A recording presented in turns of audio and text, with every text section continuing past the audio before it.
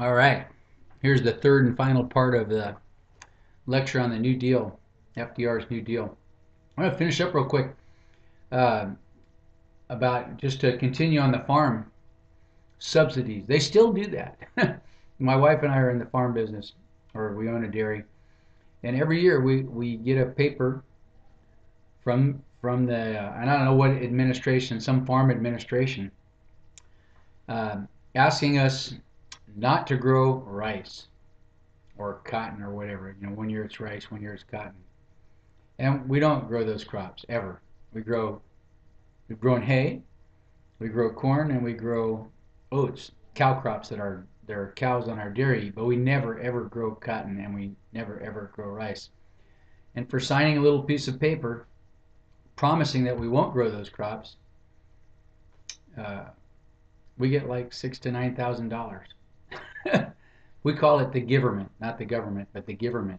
But what they're doing is they're ensuring that X amount of farmers won't grow these crops, and so that way the price will stay low or will stay high rather than low, and that's one of their ways to do it. So the giverment, thank you very much. Subsidies, farm subsidies. All right, business failures. The New Deal sought to regulate industry and establish fair trade codes. They sought to regulate industry and establish fair trade codes, and again, kind of stop the bleeding on the number of business failures that were happening. Okay? To help both of these, business and workers, part of the second R, recovery. So these next couple programs are really about recovering and helping us get out of the Great Depression. The first one is the one I understand kind of the least. And I'm going to help you fill in the blanks, and you've got a little space down at the bottom of your paper where you can take some extra notes, okay? The first one is the National Industrial Recovery Administration, or might be Act. The National Industrial Recovery Act, I think it is. The NIRA, the National Industrial Recovery Act. It required businesses in the same industry to cooperate by setting prices and level of productions. And this will be the second New Deal program that the Supreme Court declares unconstitutional. The AAA, which Agricultural Adjustment Act, was declared unconstitutional, and now the NIRA will be declared unconstitutional. All right, and we'll talk about why later on when we talk about the Supreme Court. But I would put 4 stars by those two programs and realize that, you know, out of all the programs that FDR tried to scoot by, these two will be declared unconstitutional. And it's important to know why they were declared and what the names of the Supreme Court cases were. Okay? Let's fill in blank number 2, and then I'll talk more about the NIRA. Part of the NIRA was something called the NRA, and that's not the National Rifle Association. It's the National Recovery Administration, the NRA.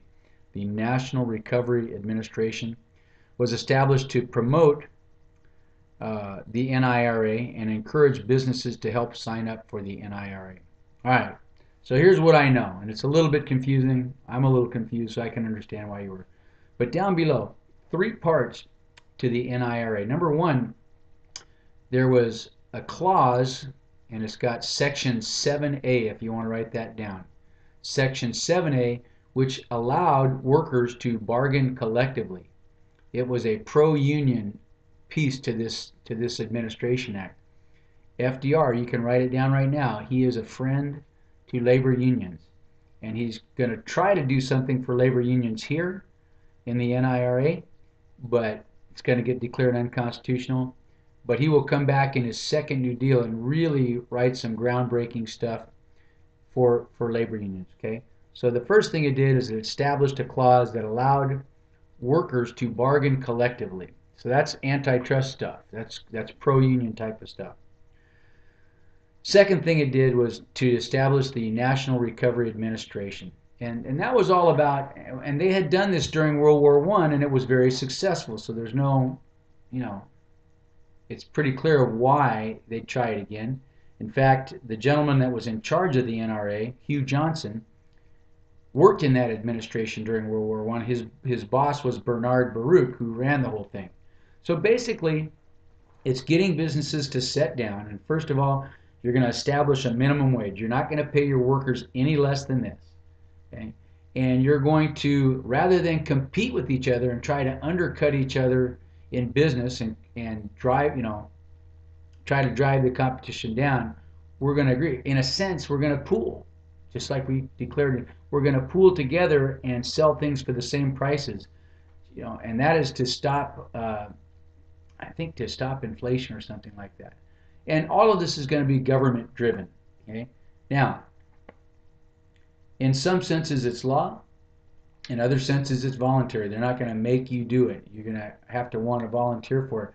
But there will be a lot of patriotic peer pressure. Parades, the symbol of the NRA is the Blue Eagle, a lot of Blue Eagle signs. And if your business signed up for the program, you got a Blue Eagle poster in your window. Ooh, that said you were, in a sense, doing your patriotic duty to stop the Great Depression. All right? So, and all of it government driven as far as they are. If it's sounding a lot like some of the stuff that Hoover did or some of the things that happened during World War I, you're exactly right. It is. Okay? The last part of the NIRA was to establish the PWA, which you covered back under at the top of your page under unemployment. The PWA was really part of the NIRA as far as that goes. All right? So anyway, all of that in an attempt to keep businesses afloat, to keep them from going out of business, get rid of competition so we can keep everybody a part of it. And that was the name of the government, to keep businesses alive and provide jobs so that business could flourish. All right? If people have money, they're going to spend money. They don't have money, they don't spend money. Okay? The last one on your list was also a public works project. Very, very similar to the Hoover Dam that President Hoover passed. All right? And that is the TVA, the Tennessee Valley Authority. Okay? One of FDR's most successful programs. It built dams to control flooding in the Tennessee River Valley, so pretty much the southeast corner of the United States. They experienced floods every year. Okay? Farmers would try to plan, the rivers would overflow, ruin their land, flood their houses and all that. Okay?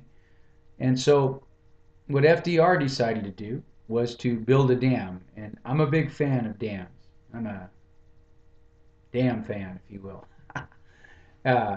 Dams do a lot of things. Number one, to build them creates jobs.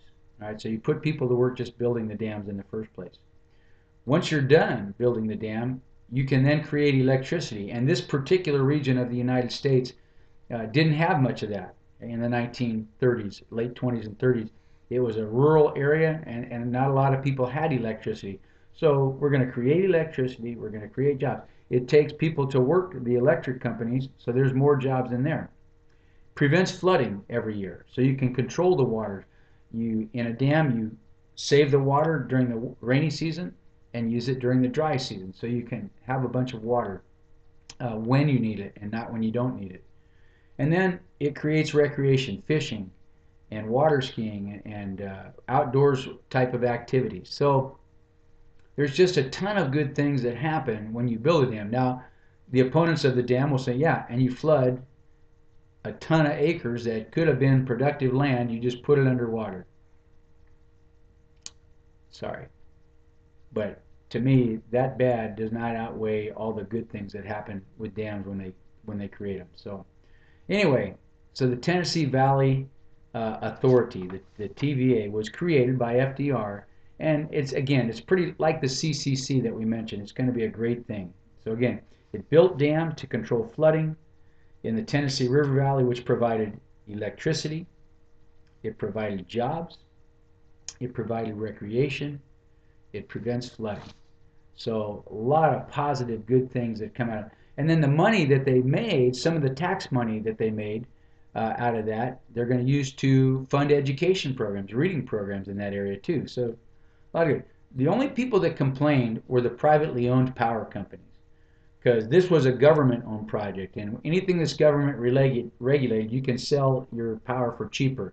And the privately owned companies cried foul, because how can we compete with the government, right? You can't do that. So Let me close. I got about a minute here. Let me just close saying you might be asking, well, where'd the government get all the money for this program? They just printed the press. Okay, they cranked out paper money. One of the things that FDR is going to do, if you did your study guide, you know, is he took us off the gold system. Right? So he wants to cause inflation. So people that owe money, farmers that owe money, people that owe money on their houses will have more money in their hand to pay off their debts. Okay, go right back to the 1890s and the um, forgetting their name, the populists. Right back to the 1890s and the populists. They wanted inflation, so they put paper money in people's hands, and then they can pay off their debts more easily. Okay, so they're simply cranking the presses and printing out paper money, creating jobs so they can get money into the hands of the people. Money in the hands of the people, that means they're going to spend things. When they spend things, that means factories have to open up and start creating things. The more factories that open up, the more jobs you have. Okay, I'll talk to you in the next one of these lectures. We'll talk about John Maynard Keynes and Keynesian economics. Priming the pump is the philosophy that FDR used behind trying to get us out of the Great Depression. All right, but for now, that's it. Those are your 3 lecture guides on the first New Deal, second New Deal coming up. And again, one of your programs, one of your questions is to be able to compare and contrast and tell the difference between the first New Deal and the second New Deal. All right, talk to you tomorrow.